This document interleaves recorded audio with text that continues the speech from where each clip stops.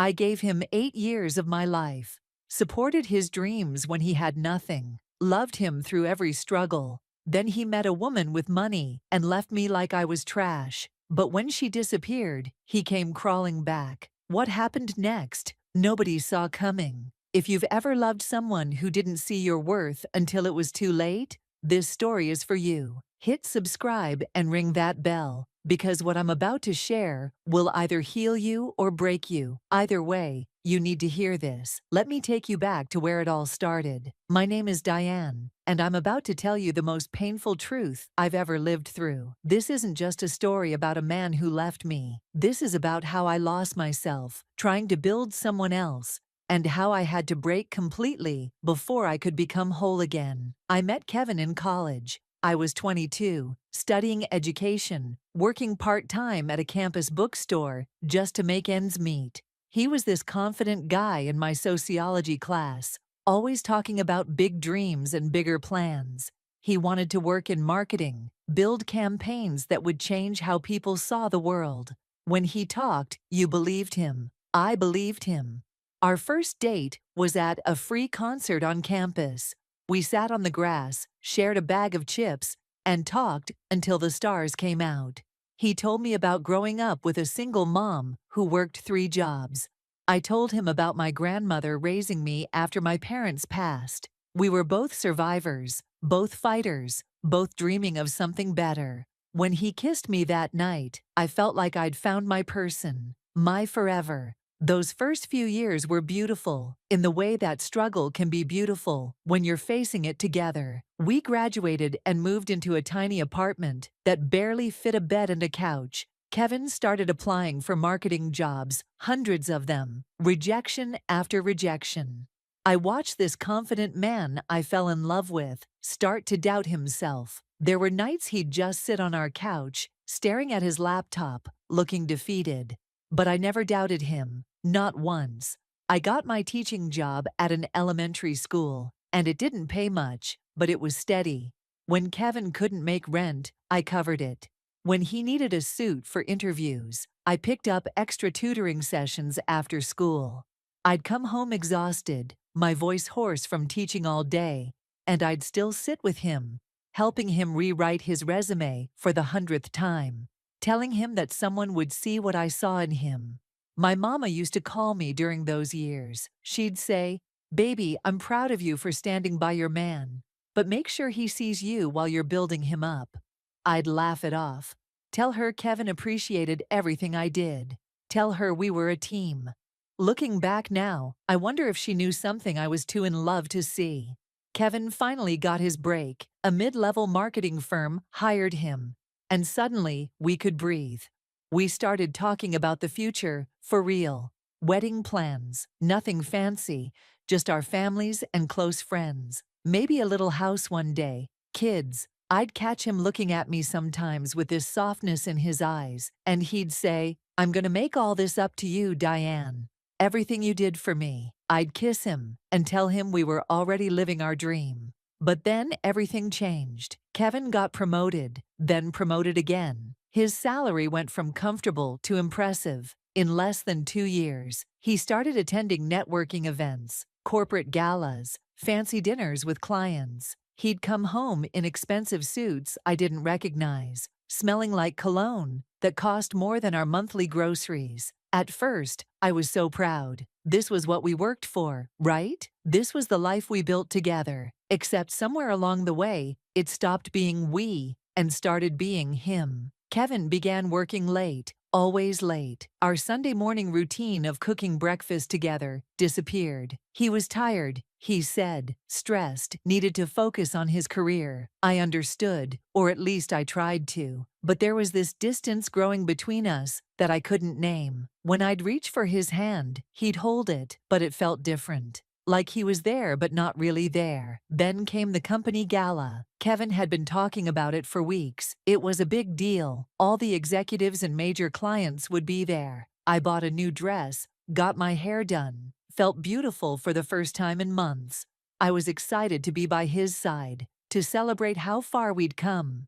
But the moment we walked into that ballroom, I felt like I didn't belong. Everyone was dripping in designer everything, talking about vacation homes and investment portfolios. And I was just Diane, the elementary school teacher, in a dress from a department store sale. That's when I saw her, Vanessa. She was standing near the bar, laughing with a group of executives, and she looked like she'd stepped out of a magazine. Everything about her screamed money. The way she carried herself, the jewelry that caught the light, even the way she held her wine glass. And when Kevin saw her, something in his face changed. He excused himself from me and walked right over to her group. I watched them talk, watched her touch his arm when she laughed, watched him light up in a way I hadn't seen in months. I tried to shake it off, told myself I was being insecure, paranoid, but my gut knew. Women always know. We just don't always want to believe it. When I asked Kevin about her later that night, he brushed it off, said she was the daughter of some real estate mogul, just networking. But the way he said her name, Vanessa, like it meant something, like it tasted good in his mouth, that's when fear really settled into my chest. The next few months were torture. Kevin started working weekends. His phone was always face down. He'd smile at texts and then quickly put his phone away when he noticed me watching. When I'd try to talk to him about us, about the distance I felt, he'd flip it on me, tell me I was being insecure, that I needed to understand his career was demanding, that not everyone could be content with a simple life like I was. That last part stung the most, like my dreams were somehow less than his, just because they were quieter. I caught him deleting messages one night, just saw it out of the corner of my eye while I was grading papers. My heart dropped into my stomach, but I didn't say anything. I was afraid of what the truth would be, afraid that if I pushed, everything would shatter. So I stayed quiet and felt myself getting smaller in my own relationship. I started wondering if maybe I wasn't enough. Maybe I was too simple, too regular, too broke for the man he was becoming. 3 months after that gala, Kevin asked me to sit down. It was a Tuesday evening. I remember because I had parent-teacher conferences the next day, and I was preparing. He had this look on his face, serious and distant, and my whole body went cold. He said we needed to talk about our future, said he'd been doing a lot of thinking about what he wanted in life. And then he said the words that would break me. I need someone who matches my lifestyle now. I just stared at him. 8 years. 8 years of loving this man, supporting him, believing in him, and he was telling me I didn't match his lifestyle. He kept talking, saying things like, "You're amazing," and "You'll always be special to me," and "We just want different things now."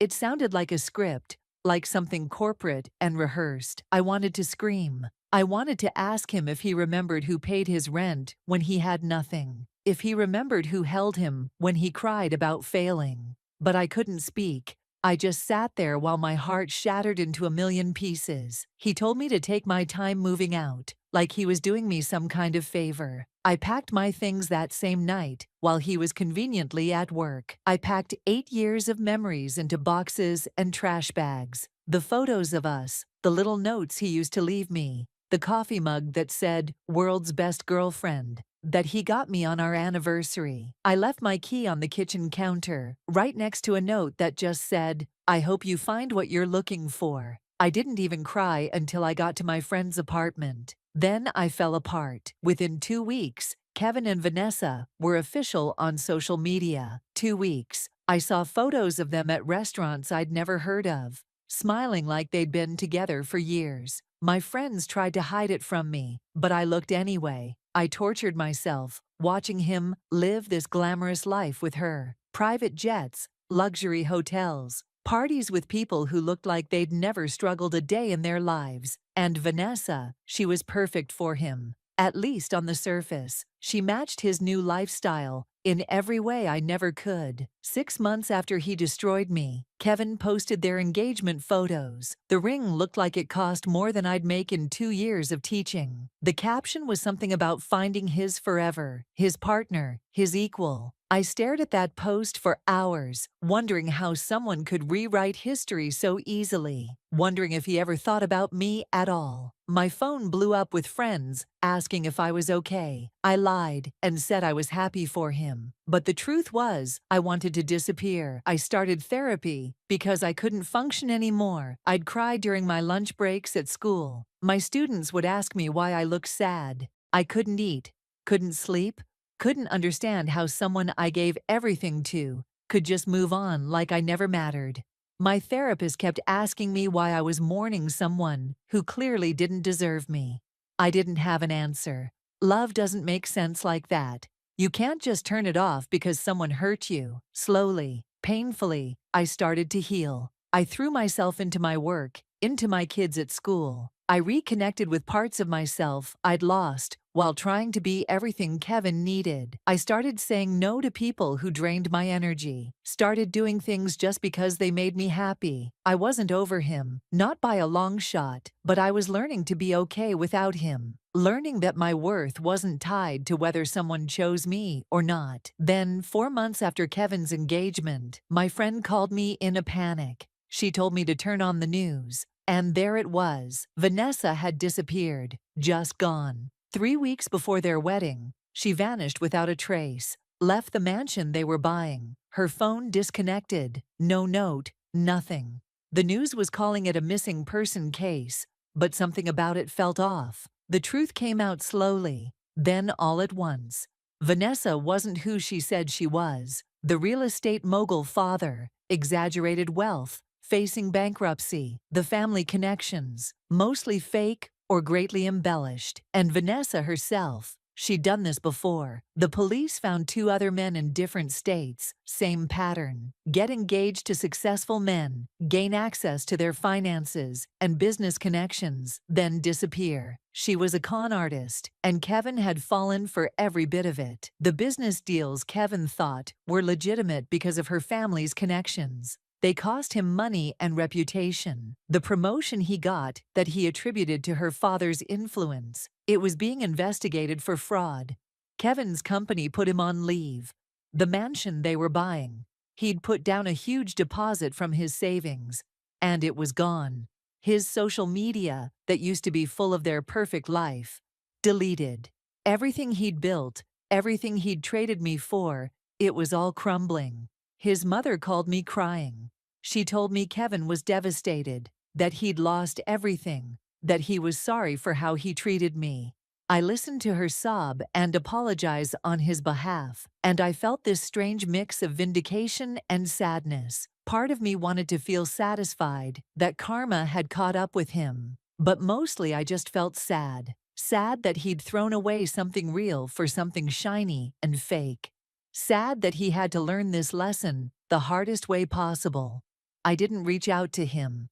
I figured he needed to sit with what he'd done, with the choices he'd made. I'd spent months healing from him, and I wasn't about to reopen that wound just because his life fell apart. But 3 months later, at midnight on a random Tuesday, there was a knock on my door, and when I opened it, there he was, Kevin. But not the confident, successful Kevin I'd watched from afar. This was someone broken. His eyes were red, his clothes wrinkled, and he looked like he hadn't slept in days. "Diane," he said, and his voice cracked. "I made the biggest mistake of my life." He started crying right there in my doorway, these deep, painful sobs that shook his whole body. He told me he was sorry, that he was stupid, that he threw away gold while chasing glitter. He said Vanessa was a fantasy, but I was real, and he didn't appreciate real until it was gone. He reached for my hand the way he used to, holding it like I was the only thing keeping him from drowning. "Please, baby," he begged. "I love you. I've always loved you. Please give me another chance." And I stood there, looking at this man I'd given 8 years of my life to, feeling my heart pull in 2 different directions. Part of me remembered everything we'd been through together, remembered the good times, the dreams we shared, the love that felt unbreakable. Part of me wanted to let him in, to comfort him, to be that safe place I'd always been for him. But there was another part of me, a newer, stronger part, that remembered something else. I remembered packing my things in trash bags while my hands shook.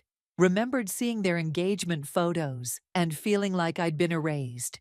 Remembered all the nights I cried myself to sleep, wondering what was wrong with me. Remembered my therapist asking me when I was going to start choosing myself.